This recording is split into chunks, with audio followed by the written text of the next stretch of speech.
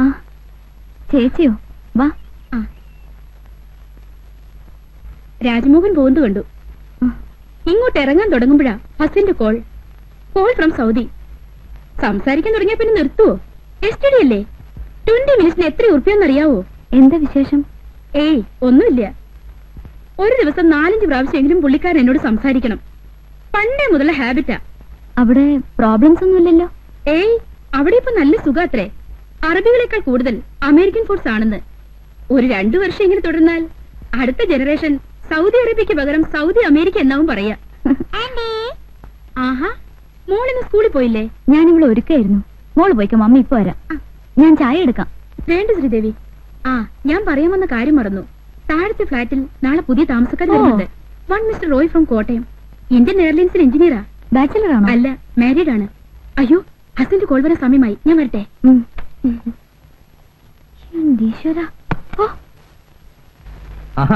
അപ്പോ ശ്രീകുട്ടിക്ക് ഒരു കമ്പനി ആയല്ലോ. കോട്ടയംകാരൻ അച്ചായനോ കൊയിലാണ്ടിക്കാരൻ അസനാരോ ആരായാലും നമുക്കെന്താ. പോവേ, വണ്ടി അയച്ചിട്ടുണ്ടേ. ശരി മിസ്റ്റർ മോഹൻ സാർ, ആ ഗുപ്ത ആൻഡ് കമ്പനിയുടെ ഓഡിയോ ലിമിറ്റ് എത്രയാണെന്ന് ആ രാധാകൃഷ്ണനോട് നോക്കി പറയാൻ പറ. ശരി സാർ.